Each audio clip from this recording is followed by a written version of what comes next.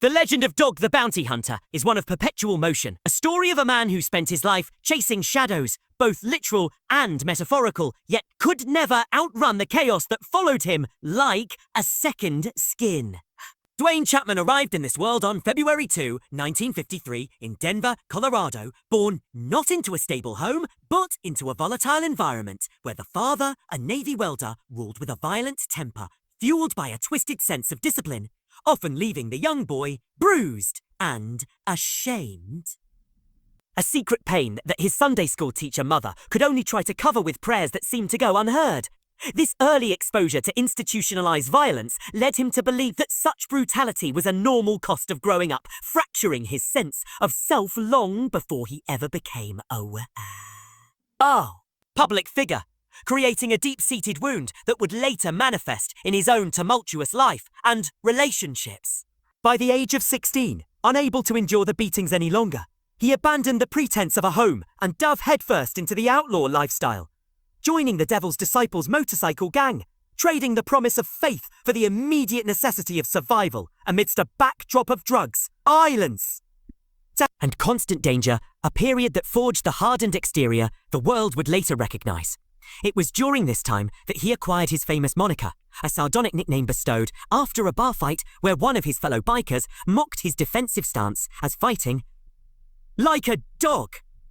God spelled backward, a name he embraced as a piece of armor, a new identity forged in the fire of rebellion and destiny that superseded the broken boy who had run away from home. The path to his most defining role, however, was paved not with righteous crusades, but with a profound and life-altering crime. In 1972, he had married LaFonda Sue Darnell, settling into a life in Pampa, Texas, and fathering two sons, Dwayne Lee II and Leland. But this brief attempt at normalcy was violently interrupted in 1976 when a drug deal went catastrophically wrong, culminating in the shooting death of a man named Jerry Oliver. Chapman, though only waiting in the car, was charged as an accomplice to murder, a harsh consequence of the Texas law, and was subsequently sentenced to 5 years in prison. An 18-month stretch that became the crucible of his transformation. Behind the walls of the state penitentiary, the young outlaw began a radical change, working as a barber for the guards, and, in a twist of fate, saving an inmate's life during an attempted escape, preventing the guards from using lethal force. An act of unexpected morality that impressed even the hardened warden. It was a conversation with a prison officer that served as an almost biblical prophecy, suggesting that he possessed the instincts of a bounty hunter, a man capable of chasing criminals without resorting to the ultimates, violence, planting the seed of his future career.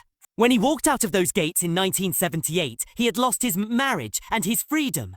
But he had gained a sense of profound and urgent purpose, a drive that propelled him into the high-stakes, adrenaline-fueled world of bail bonds and fugitive recovery across the landscapes of Colorado and Hawaii.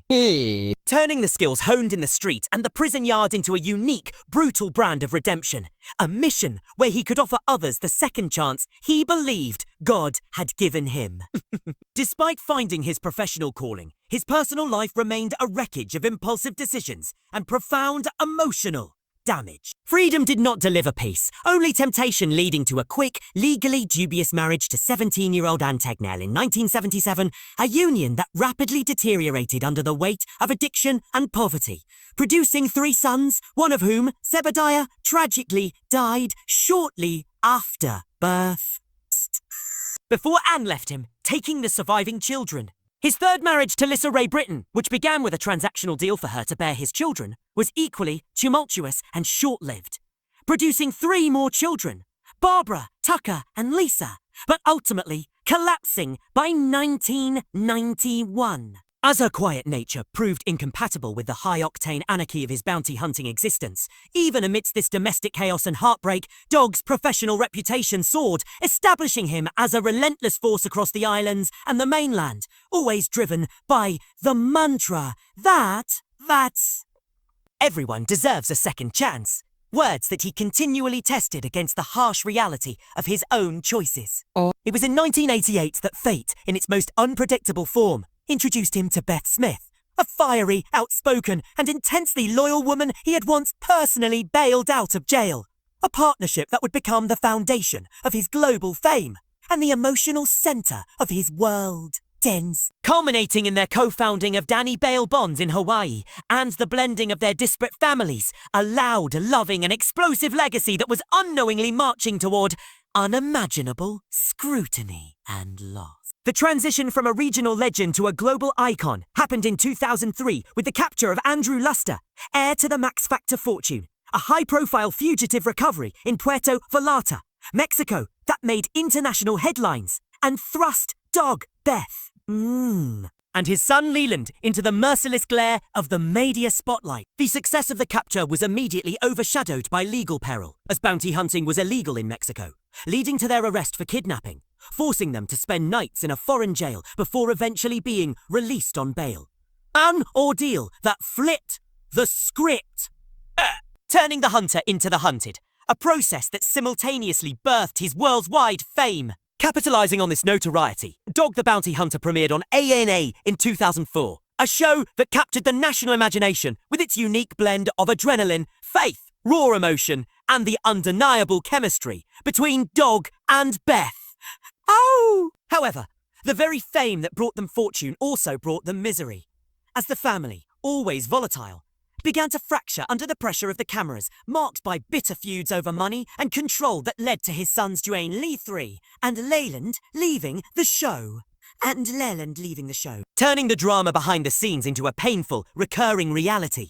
The celebrity status that was once a triumph soon became a corrosive curse. In 2007, a devastating leaked phone call surfaced, capturing Dog using a racial slur in reference to his son Tucker's girlfriend, an act that triggered a ferocious, instantaneous public backlash, causing A&E to suspend the show, sponsors to flee, and his reputation to crumble into dust.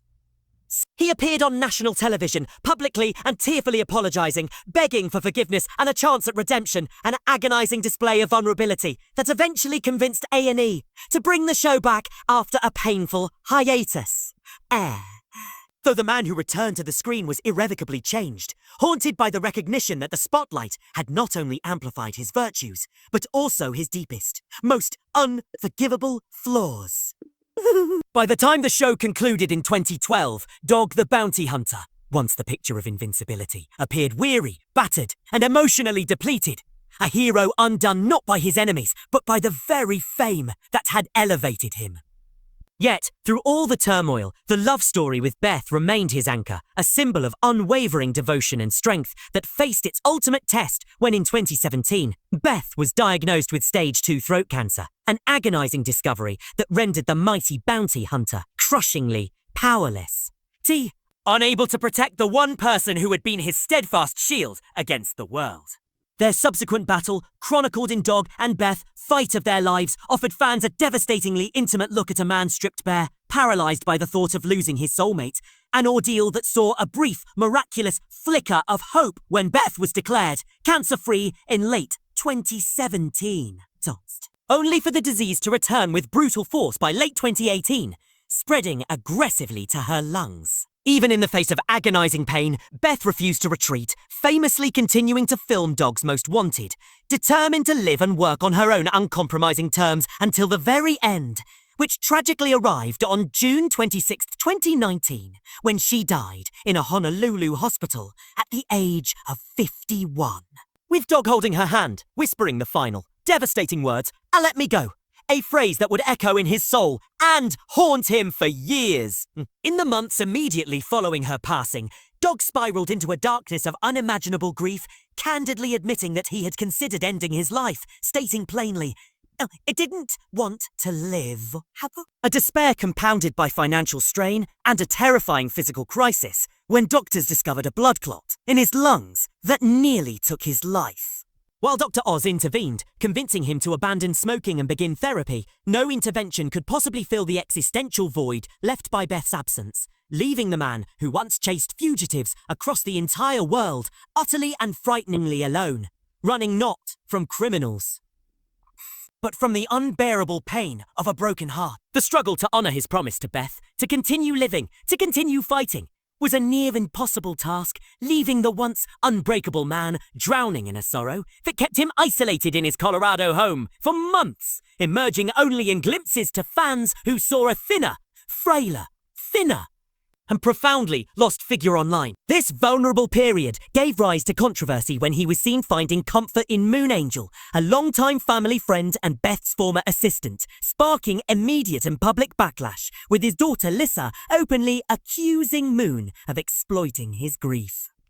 Dog defended her, insisting she'd been a lifeline in his darkest hours, yet the situation became a spectacle when, during an emotional appearance on The Doctor Oz show, he spontaneously proposed to Moon on live television, a dramatic, raw moment that was met with an immediate refusal. As she maintained they were only friends, which Dog later admitted was more of an impulsive public test of the world's reaction than a sincere proposal, a reaction that was predictably and overwhelmingly critical.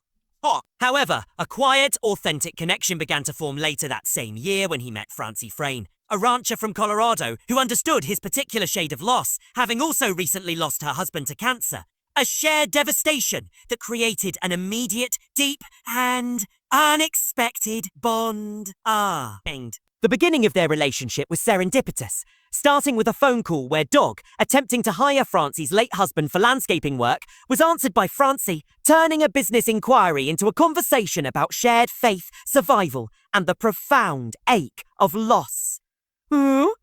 Two broken individuals searching for a glimmer of meaning in the aftermath of their personal catastrophes. Within months, that shared grief blossomed into love, leading to Dog's May 2020 proposal. A declaration that God had brought them together. A sentiment that did not shield him from criticism from fans who felt he had moved on too quickly.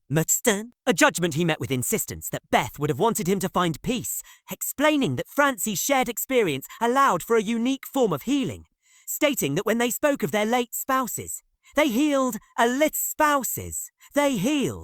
each time. In September 2021, they were married in a small, private Colorado ceremony, surrounded by their closest family, a symbolic act of rebuilding not just their individual lives, but their shared sense of purpose. By 2023, the couple had relocated to Georgia after a brief stay in Florida, where they established the Dog Foundation, a non-profit dedicated to offering housing, counseling, and essential life skills to survivors of human trafficking, a move that solidified his commitment to a faith-driven purpose. Leading him to speak at Christian events and write a new book, 9 Lives and Counting, which he described as his ultimate testimony of faith, telling the press that God had taken his pain and transformed it into a mission. Yet, as he himself acknowledged, peace is a fragile, fleeting commodity in Dog's world, and tragedy struck with a merciless finality in July 2025, when his stepson, Gregory Zay, Francie's son from her previous marriage, was allegedly involved in the accidental shooting death of his own 13-year-old son, Anthony, in Naples, Florida. The news sent shockwaves through the Chapman family, prompting Dog and Francie to release a joint statement, calling the incident an incomprehensible tragic accident, an event that left Dog with no words, only prayer. Admitting to friends that even after witnessing death in every possible context, on the streets, in prison, and in his own home, this specific sudden loss was almost too much for him to bear, even as he focused on comforting his devastated wife. This latest tragedy reopened old, still festering wounds, particularly the memory of his daughter Barbara's death in a car crash back in 2006, the night before his wedding to Beth, creating a painful parallel of young lives lost too soon, a burden he acknowledged by telling a pastor.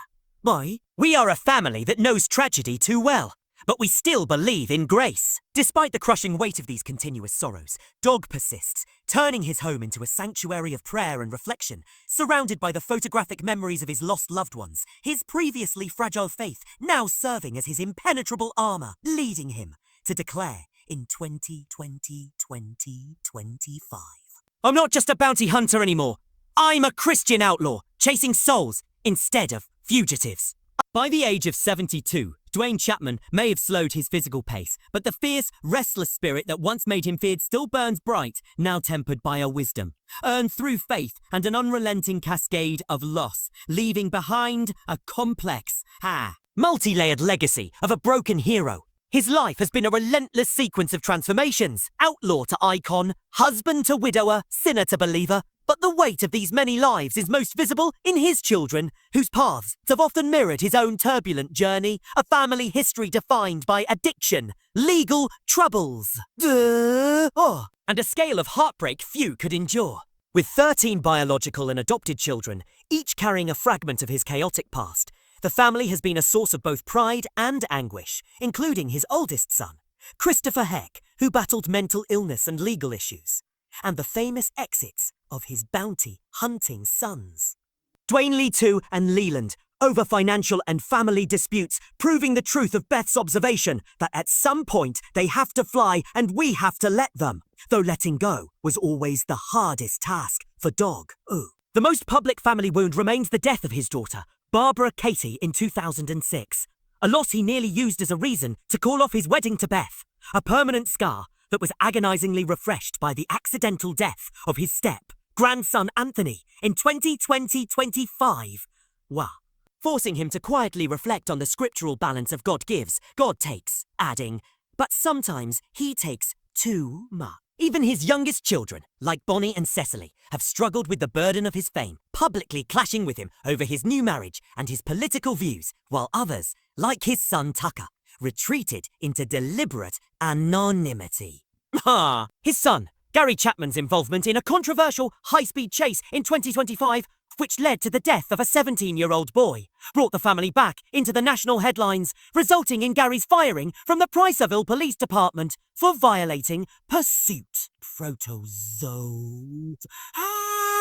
Only to be reinstated after the city council, with Dog himself testifying in a powerful defense, voted unanimously to grant him a second chance. Standing before the cameras, Dog's words were a mixture of pride and personal pain, recognizing that his son's fight for redemption was a painful echo of his own struggle decades earlier, declaring, "I'm known as the second chance guy, and I thank this committee for giving my son one too." Reinforcing his lifelong pull between the demands of justice and the necessity of forgiveness. Through every new scandal, every controversy, and every attempt to rebuild his spiritual life, Dog has remained a figure of both immense fierceness and profound fragility. A man who once said, "I used to hunt fugitives, now I hunt for peace, but peace, it seems, never stays long." Even his controversial comments at a 2024 Christian rally, where he harshly criticized a transgender activist, reignited the public debate about his temper and his complex persona, leaving a lingering damage to his already fractured reputation. And yet, for all his flaws, his magnetism endures, drawing crowds to church gatherings where he preaches redemption, and to social media where he offers prayers to fans who have lost loved ones. Surrounded by his wife Francie, his dogs, and the ever-present photographic reminders of those he has lost, Dog Chapman finally appears to be at a truce with his past, or at least learning how to coexist with it. Defining his final chapters by the belief that every fugitive he captured was merely a reflection of himself, lost, running, but eternally redeemable. As he admitted recently, "I don't know if I'll ever stop chasing, but his ultimate hope is that when his time finally comes, he will catch the ultimate prize he has been looking for, lasting peace." Dwayne Dog Chapman's story is not a fairy tale of perfection, but a rugged blood and tears, soaked epic of survival, a life lived from the prison cell to the television screen, proving unequivocally that redemption is never a simple destination, but a relentless, lifelong pursuit.